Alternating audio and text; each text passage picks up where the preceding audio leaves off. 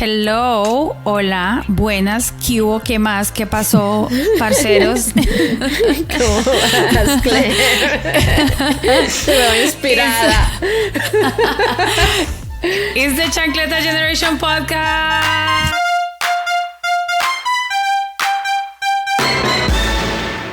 Buenas, hello, ¿qué hubo?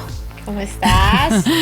And welcome back to part 2 of how we can have healthier relationships in the Chancleta Generation Podcast.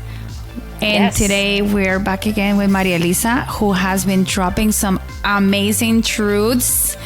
And we've been learning so much from her. And we have more goodness coming up for you. So I hope it resonates with someone.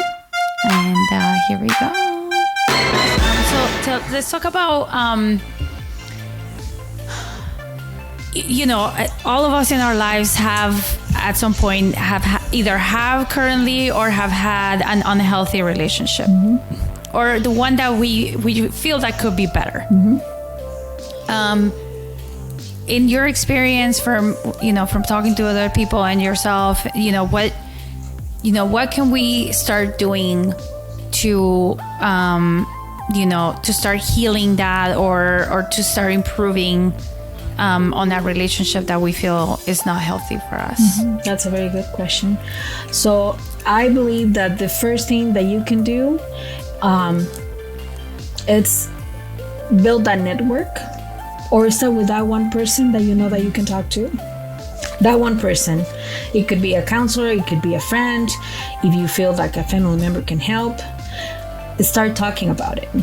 If we don't talk about it, we are going to build the consequence. We're going to come out with the resulting consequences, and we're going to be feeding into those same thoughts, negative, good thoughts, and maybe that might not be the truth in some cases, or maybe it's not the most effective way to think about what's going on in your life. So I do suggest that find that person that you can talk to. And in my experience, let me tell you, especially with survivors of domestic violence or any kind of abuse, it's very hard to reach out to loved ones.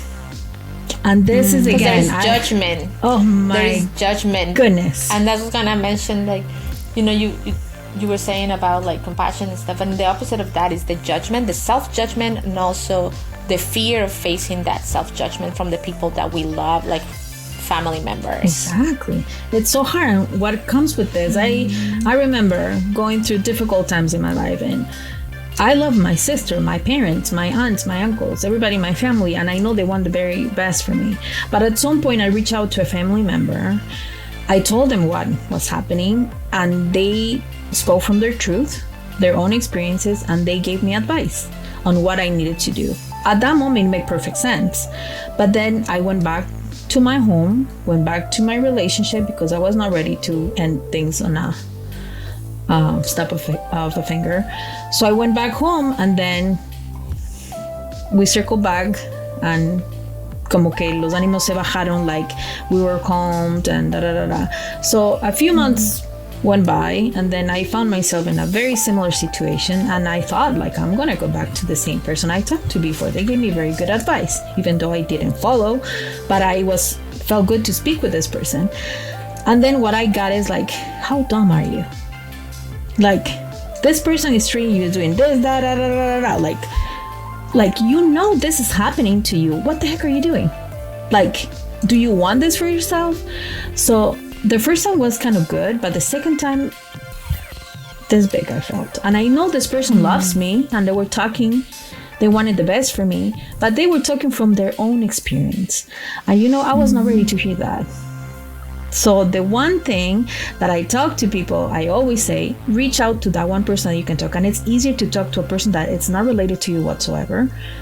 Nothing, because that person can be, I wouldn't say neutral, but they can give you a more objective point of view, and not even a point of view. They can just listen to you. Sometimes you don't even know, you don't want an answer, you just want somebody to listen. That's the truth. So I would say find that one person, and that's the way to start healing. If you don't talk about it, it's very hard, because your own thoughts can bring you to very, very dark spaces, and that's a scary place to be. it is a very scary place to be for people that have they are spiritual and they have faith in God or whatever being they pray to, or they whatever they do to calm those feelings. They might find some comfort there. Many people do. I know I do. But there are other things that we need to talk, because when we have been through so much trauma, things like that, then we lead into other situations that I know that praying, in my case, I know praying can do miracles and I know what can happen, but that is not the truth for every person. So it's good to talk to somebody and not to a professional. Sometimes we might need that extra help. There's nothing wrong with that. And that doesn't mean that we're weak. It's just that we just reach out for help. So the first thing, Clemente said, I will say, talk to somebody. Find that person. Zero judgment. That's great. Zero judgment. Yeah. And I advise, I don't want to say prevent you from talking to family members, but they will always try. It's easier for family members to tell you what they think you need. But if you decide to go back to that situation, the last thing you need is somebody to tell you, I told you so. That doesn't happen in any way. Well, there's the bias factor, and there's also, sometimes in the cultural, in our culture, there's a lot of like, el que dirán. So, if you're having an issue, then they're probably like, well, you shouldn't just like leave it. Just don't deal with it. Cause like, what are people going to say if you leave that person or whatever? Just like, and then that's not good. I mean, that might be advice for them, but that might not work for you. So like, really be aware of this bias. Yes. Whenever you speak with your family about it, or, or sometimes it just may not feel supportive. Yeah. And one thing I gotta say, and we, our culture tends to be very social. We're very social people. We like to get together. We like to talk. So el chisme no nos gusta, pero nos entretienes, ¿quieres decir? Yes. So basically what I'm saying is that we can take advantage of the spaces that we have because we're very social. So if I want to engage in conversation with somebody, let's say that I saw somebody that is having a bad discussion, or you can sense the tension between a couple or a friends or whoever, maybe that's not the right place to go and give them your advice about, what, don't let that person treat you like that, because that person at that moment is feeling so much shame. You don't need to add to that plate. When como se dice, se bajan las energías, of course, if it's not a situation that it requires like high risk situation, I'm talking about something that you witness that might be a red flag to you. Try to reach out to that person and say, let's grab a coffee. We haven't talked in years, whatever. Grab a coffee and start a conversation. Let them come to you. Just make yourself available for those people without the say, I know the answers. You should do this, you should do that. Because nobody wants to know what you think they should do. Nobody wants to know that. And again, people come to the agency and they're full of questions. The immigrant community is growing in Berkshire County, and the amount of clients that we're seeing that are immigrants is increasing. It's crazy at the amount of people that they're coming to us, and they want answers. They want answers now, and I cannot give them answers now. I can help them try to find the right answers, but again, going back to what I was saying before, I'm not here to tell you or to instruct you what you need to do. I'm here to listen and see how we together can build that. So if you're trying to help somebody that you love, somebody that you care about, be there for them.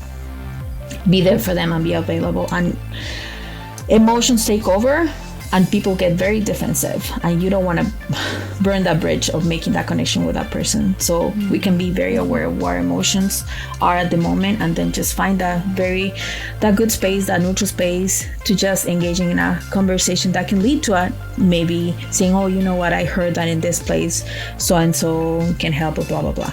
But going in at the moment, it's not, I've noticed, it's not the right approach. Again, this is talking about situations that are high risk and people are in, that we have safety concerns about, folks. Total different story, but yeah.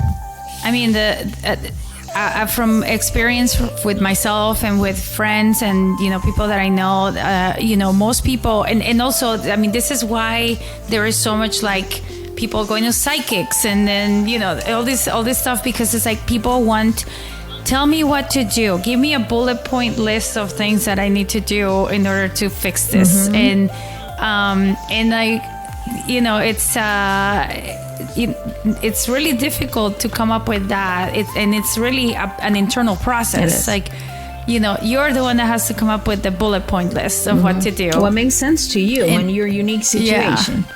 Yes. Yeah. And it comes from a combination of like hearing what other people say, hearing other people's experiences, meditating on your own thing, knowing yourself more, getting some help. And, you know, it's like a whole combination of also working on yourself. Yeah. There's like a whole combination of things that make that sort of roadmap.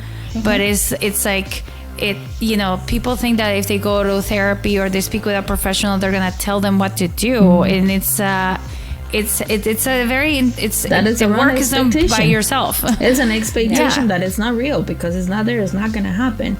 So something else that I wanted to mention is that the importance of knowing what the limits are, and again, what do I expect from providers? I cannot give people answers. Like, there are protocols that are set on guidelines and things that we are trained to do in very specific situations. But again, each situation is so unique. That's when we try to bring people in so they can tell their story. Because if we follow like a questionnaire, like a checkpoints, like checking boxes, that's not gonna get me anywhere. So we need to open those spaces, bring people in, which is why I admire again so much what you're doing. Bringing people in, just start talking about things. I do hope that people that are going to be listening to today's show can know that they can reach out to people. They can reach out wherever you are. There is information online, and I am going to pass some information for you folks, if you can share with the audience about resources. But talk to somebody. That is the first step. And what I always tell my clients and people in general, because this is not just talking about the work that I'm doing right now, but with friends of mine, anybody that I encounter, my own family, my own kids, is that we have the right to speak our voice, knowing that nobody's going to force us into do anything. Just because somebody comes and tells me this is going on doesn't mean that I'm going to call the police, and then doesn't mean that. No, none of that. Because that's what gets people scared and gives them anxiety. And that's what prevents survivors and people that are in a relation to come move forward. Because you're already maybe being controlled by somebody, and then somebody else that you're reaching out for help is telling you exactly what you need to do. So that is there's a conflict there. It doesn't make sense. So I need to be able to talk my own truth and have somebody that can help me voice what I need to do and make a plan that works for me, my own unique plan. So yes, again, we do have protocols and we have guidelines that we follow, but again, it's very specific to each person's journey. And it has to be like that so it makes sense. Otherwise, we're not serving the purpose. We're not serving. What I've been thinking as I hear you talk is that having this approach with someone that is in that situation begins to model to people a good, healthy relationship. Because if you're in a relationship where you cannot talk to someone, if you're in a relationship when you don't feel heard, if you're in a relationship in which you are used to or someone else telling you what to do, and the thing about when we make our own decisions is we need to live with the consequences of those decisions, good or bad. So I think, I was thinking, how many times I had clients who said, like, just tell me what to do, and I'll be like, I cannot tell you what to do, it's not my life. But having that first interaction with someone who knows, who is a trusted person, an advisor, a counselor, a friend, it begins to give you a model for what a healthy relationship looks like. What does it mean to engage with someone who can listen to you, who might have an opinion? Like, whenever I talk to clients when I was in similar role, like, I had an opinion about what's going on, but it was none of my business. And what other people thinks of me is none of my business either, right? So, like, they could tell me, I would be like, yeah, tell me more. And at the end, I think some people, I know that I remember telling them a lot of times, like, Don't worry if you see me out there in the community. I will, unless you come to me, and you can come to me if you want to, I will never approach you. And this is not going. And I was in a situation of having protocols, or having like that boundary in which it was just like, I am not crossing it, so don't worry, this is your safety. But also, you know, when you have your therapist, or when you have a counselor or a coach, to have that boundary that says, I am here to support you, and I'm here to model for you what does it mean to once again to engage with someone in a level playing field, not out of fear, out of choice. And true choice only comes from freedom. And I think that for me, when I think of healthy relationships and what brings me lots of joy, either friendships, jobs, personal partnerships, I choose to stay with that person, in that friendship, in that relationship, in that job, every day. And the moment that no longer serves me, I have the freedom to say, I don't want to do this anymore. Exactly. And I am prepared to walk away. And it takes a lot of time to get to that space. But to say, I am here because I choose you every day.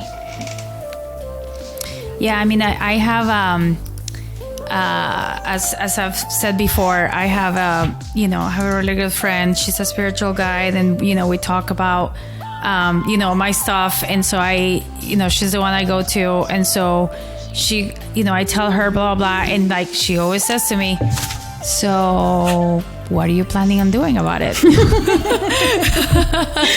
I'm like, I don't know, you tell me. And she's like, what have you thought about it? Like, what is your conclusion? So,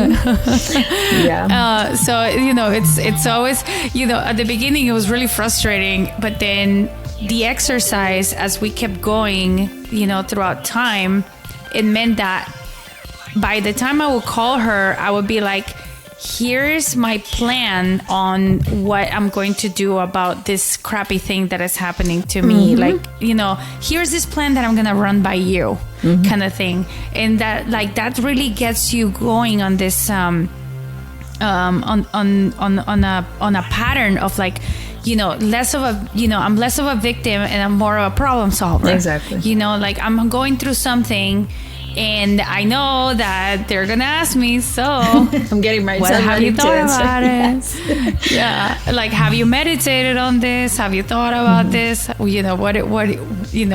it's kind of like, all right, I'm going through this, but before I'm calling, I'm gonna think about it. I'm gonna journal about it. I'm gonna, there's a lot of things, and then you're like, okay, I think I have a plan. Let me actually run this, and then you can run your plans by everyone, and then you can ask their opinion. And it's hard work. Because that's the work. That is the hard part.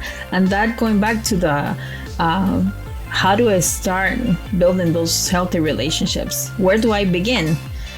Gotta start with me. Gotta start with me. There's no other way around it. The thing is that we cannot give to others what we cannot give ourselves. And that is, it's not that we cannot. We masters of giving to others what we do not give to ourselves. I'm talking about me. Like, I'm a master. Like, that's me right there. And Ceci's laughing. She knows. I mean, us Latinas, us women are masters of giving everything we got. Yeah. But then what happens to us? Like, then we're empty. Exactly. So, just again, I don't want to go back in circles and circles, but compassion.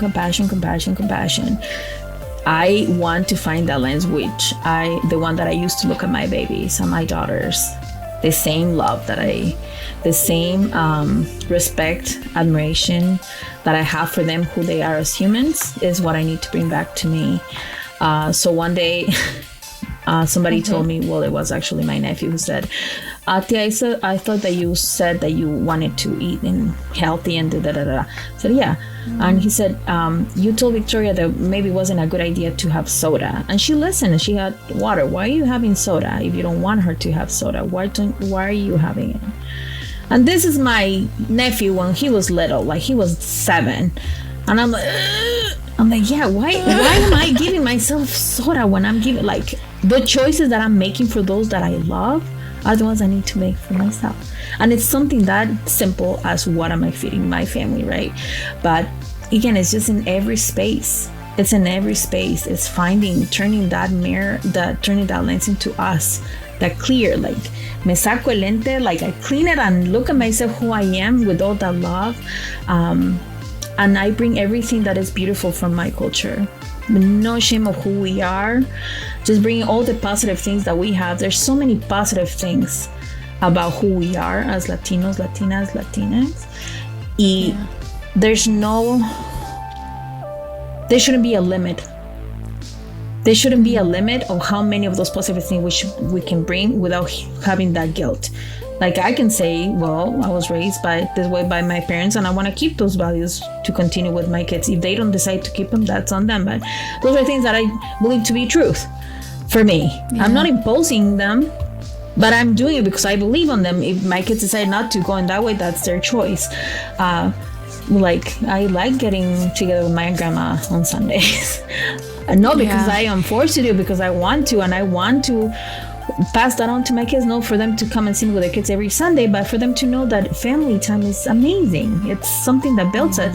If we know how to put boundaries and we're not into each other's throats telling what we need to do. So again, I think this is such a big conversation. Another thing, coming back to what you said, looking at yourself through that lens, something that, I've learned over time is, when people give you praise, like, believe it. Oh my God. Believe it. You're touching on a topic today.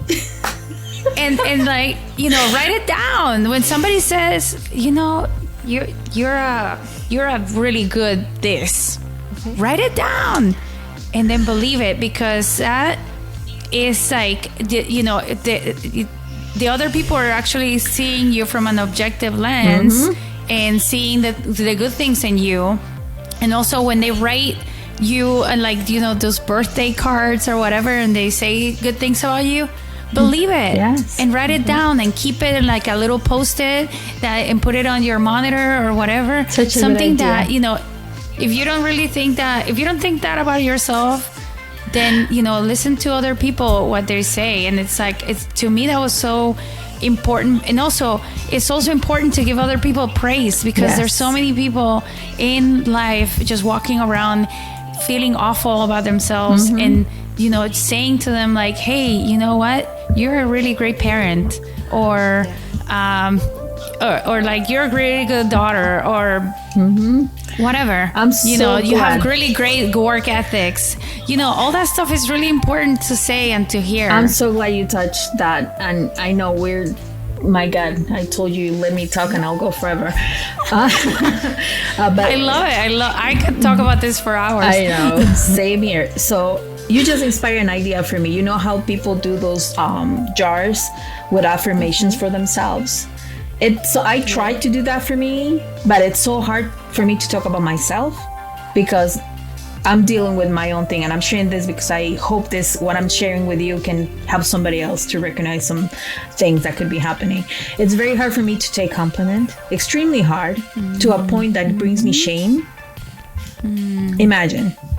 Points to brings me shame. That's very common in all of us. So we're always like, oh, stop it. I'm really not. Exactly. Brings me shame. Or you're lying. Exactly. Or feel that I have to lower my voice or something like that. So what if, instead of us making those affirmations, every time somebody gives us a compliment, we put it in a paper and build those jars with other people's. Love it. I love it. I'm going to do that. So thank you for that. I'm going to do that because I am working. A few weeks back, there was some award ceremony in Berkshire County, and I was presented with an award that made me cry for days. And I received it with so much humility and humbleness from my heart. And when the ceremony was over, I was talking to my mother, who wanted to know every single thing about it. So I was driving with my daughter Anna, and my mom says, so tell me everything. And I'm like, Anna, tell your grandma. And my daughter looked at me, is like, no, you tell grandma. Do you think I was able to tell my mom? It took me a few minutes to kind of breathe. And I've been doing this work for a long time, and this is my own struggle. Talking about myself to my own mother was so hard. So that was on April 23rd. And ever since, my daughter has been every day finding a way to make me realize, okay, so how was your day today? That's her way of trying to make me speak about something that was good that day.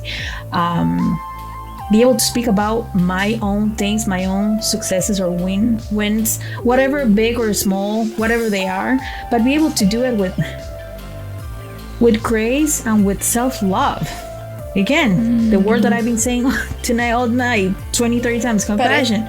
Because it's the truth. Many people are not able to take those compliments because many different reasons. So yeah, let's start building each other up. We need more of that, definitely. So thank you so much for mentioning it. Thank you so much. Yeah. Well, I love this conversation. This is like, to me is what feeds me, talking about these kinds of things and the things that have helped me, and sharing this with other people and sharing and also learning from you guys. And it's just thank you so much for sharing this hour with us. It's been amazing. Thank you.